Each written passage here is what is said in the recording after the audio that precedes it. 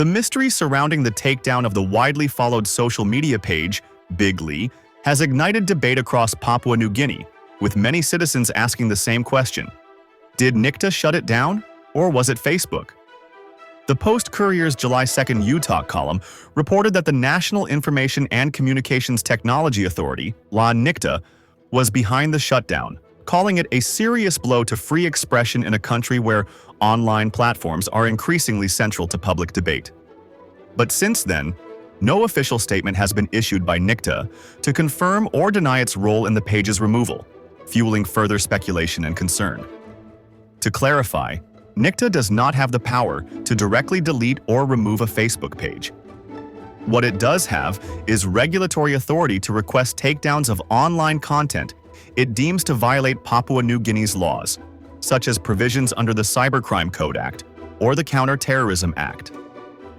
These legal tools allow NICTA, or other state agencies, to submit takedown requests to platforms like Facebook, which then review and act upon those requests based on both local law and their own community standards.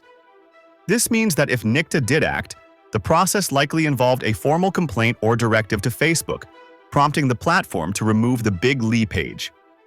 Alternatively, Facebook may have acted independently if the page was reported for violations such as harassment, hate speech, impersonation, or coordinated inauthentic behavior. However, critics argue that Big.ly primarily posted political satire and commentary, content that, while provocative, would not necessarily breach Facebook's global policies. This strengthens suspicions that a formal takedown request was submitted by a PNG authority, possibly NICTA, triggering the removal. The lack of transparency has left the public in the dark. Some users argue that if a government body ordered the removal of a prominent public voice, the public deserves to know why, and under what law. Others worry this may signal the beginning of a broader campaign to silence dissent online, especially in the lead-up to the 2027 general elections. This incident follows PNG's controversial Facebook blackout in March, when the platform was blocked nationwide for nearly 48 hours without prior notice. That action, taken under the Counter-Terrorism Act, drew backlash from civil society groups and even NICTA itself, which claimed it had not been consulted. That episode highlighted the growing tension between state control and digital freedom in Papua New Guinea. As it stands, the removal of Big.ly raises serious questions about the balance between regulation and free speech.